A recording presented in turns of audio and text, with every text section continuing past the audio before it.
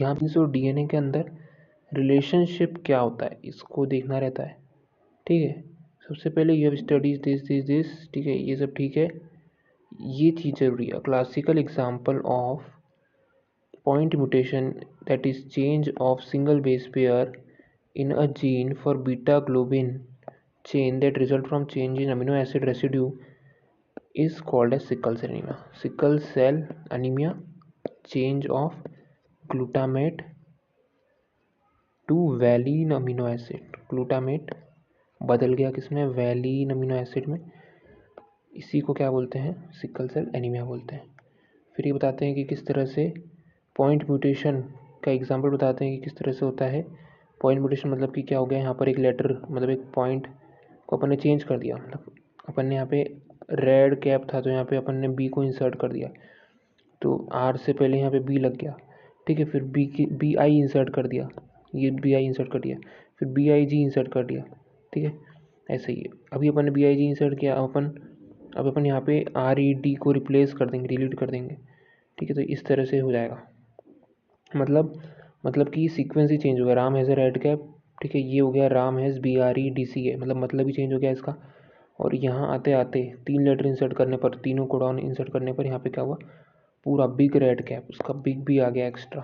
ठीक है, कहाँ था केवल रेड कैप, और रेड कैप मतलब छोटी रेड कैप भी हो सकती है, बड़ी रेड कैप भी हो सकती है, पर रेड कैप थी। अब यहाँ पे कंपल्सरीली क्या होगी, बड़ी रेड कैप। ठीक है, तो ये हो गया पॉइंट म्यूटेशन। दूसरा आता है कि फ्रेंच शिफ्ट म्यूटेशन क्या होता है। म्यूटेशन, ठीक है, इंसर्शन और deletion of 1 or 2 bases change the reading frame from the point of insertion or deletion. ठीक है, however such mutation are referred to as, उसको अपन बोलते हैं फ्रेम शिफ्ट और डिलीशन म्यूटेशन। ठीक है, फिर आता है टीआरएनए मतलब अडेप्टर मॉलिक्यूल क्या होता है। अडेप्टर मॉलिक्यूल क्या होता है कि अपन जब ट्रांसलेशन की प्रोसेस पढ़ते हैं तो उसमें क्या होता है कि एक एमआरएनए का थ्रेड होता है। ठीक है, और यहाँ पे कोई एंजाइम नहीं होता है, जैसे अपन ने रेप्लिकेशन में देखा था वहाँ डीएनए पॉलीमरेज था, ट्रांसक्रिप्शन में देखा था तो वहाँ आरएनए पॉलीमरेज था। ठीक है, यहाँ पे क्या होता है, यहाँ पर आरएनए होता है, कौन सा, एमआरएनए।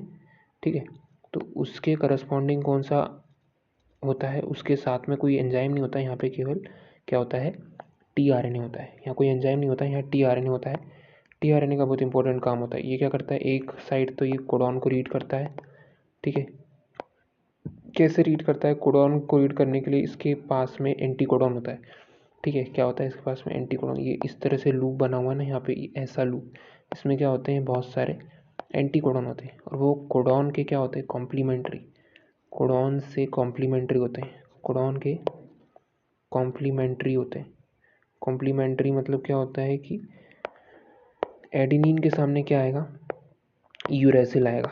ठीक है, एडेनिन के सामने क्या आएगा, यूरेसिल आएगा, इस तरह से। ठीक है, ग्वानिन के सामने साइटोसिन आएगा, इस तरह से।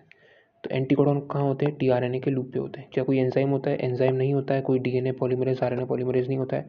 तो एंजाइम की जगह यहाँ पे खुद एमआरएनए को पढ़ने के लिए क्या होता है, एमआरएनए को पढ़ने के लिए क्या होता है, टीआरएनए कैसे पढ़ता है, उसके पास एंटीकोडॉन होता है और वो कोडॉन्स को पढ़ता है जो एमआरएनए में प्रेजेंट होते हैं। अब ये इन कोडॉन को पढ़ के क्या फॉर्म करता है, अपने को पता है एक पर्टिकुलर अमीनो एसिड बनता है, जैसे अपने को पता है UCA सीरीन के लिए कोड करता है। तो अगर अपन इसकी आर्म को कॉपी करें तो इसकी जो 3' वाली आर्म है, मतलब कि ये वाली आर्म, इसके ऊपर होता है अमीनो एसिड का सिंथेसिस। ठीक है, तो अपने को पता है GC एंटीकोडॉन, जैसे ही पढ़ लिया, एंटीकोडॉन है UCA, तो उस एंटीकोडॉन के लिए अमीनो एसिड बनेगा सीरीन, कौन से एंड पे, 3' एंड पे।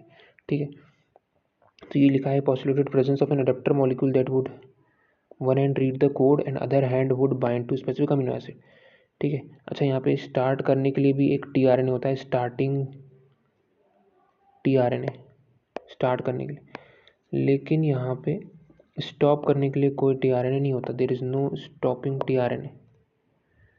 ठीक है, कोई स्टॉपिंग टीआरएनए नहीं होता, लेकिन स्टार्टिंग टीआरएनए प्रेजेंट होता है। ठीक है, so tRNA has an anticodon loop that has bases complementary to the code. ठीक है, कोडॉन के कॉम्प्लीमेंट्री बेसेस होते हैं एंटीकोडॉन के पास, उसको बोलते हैं अपन amino acid acceptor end to which it binds to amino acid. ठीक है, और tRNA has specific or specific to each amino acid.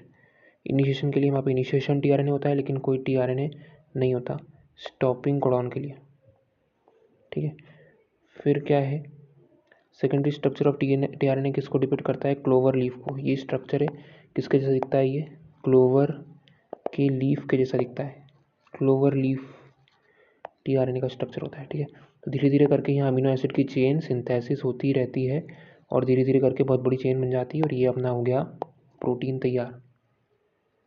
ठीक है, ये अपना बन गया प्रोटीन, किससे, mRNA से। कोई एंजाइम लगा यहाँ पे, अभी तक तो नहीं लगा, केवल एक mRNA लगा जिस पे कोडॉन थे, उसको रीड करने का एंटी कोडॉन था। स्टार्टिंग में अपने को स्टार्टिंग tRNA लगा, लेकिन स्टॉप करने के लिए कोई स्टॉप कोडॉन नहीं होते हैं यहाँ पे। स्टॉप कोडॉन के करस्पॉन्डिंग कोई अमीनो एसिड सिंथेसिस नहीं होता है, तो ये है tRNA। ठीक है, इसमें इसके लूप में होता है एंटी कोडॉन और 3' एंड पे होता है अमीनो एसिड का सिंथेसिस।